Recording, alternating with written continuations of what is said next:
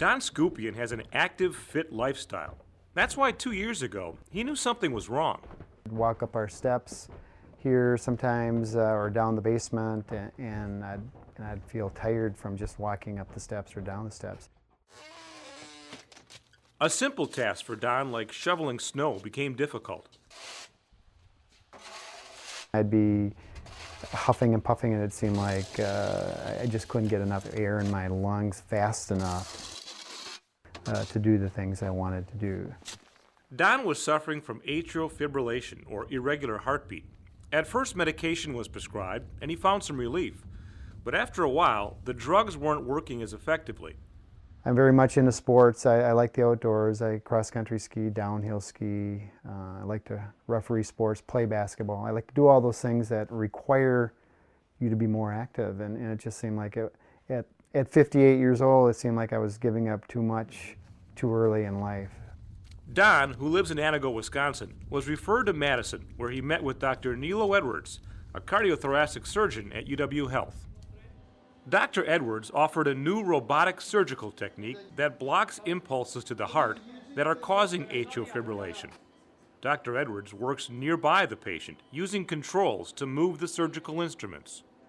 It takes my actions as a surgeon and digitally converts it and then converts it back to action in the robot. It can take out those kind of tremors or movements, and that gives us obviously a huge advantage, especially when working around delicate structures where you're not having a lot of movement artifact, if you will. The robot also provides better maneuverability, allowing more precise work in small areas. And the image Dr. Edwards sees is 3D-like, giving him a better depth of field.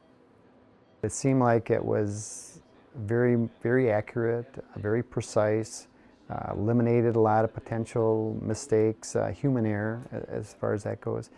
And so to us, to me, it seemed quite appealing. The entire procedure takes about 2 hours. About 90% of irregular impulses occur in a certain area of the heart. That's where the treatment is targeted.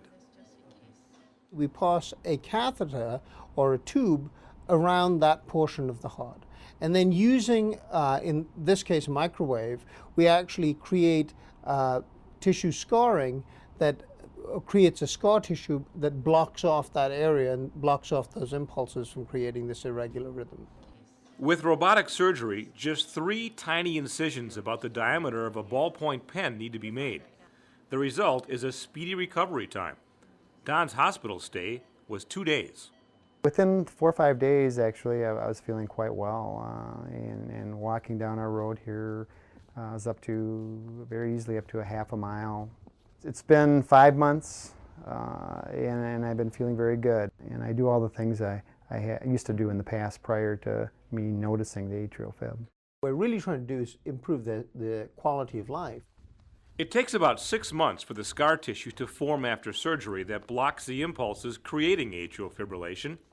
About 80% of patients find their heart staying in normal rhythm permanently.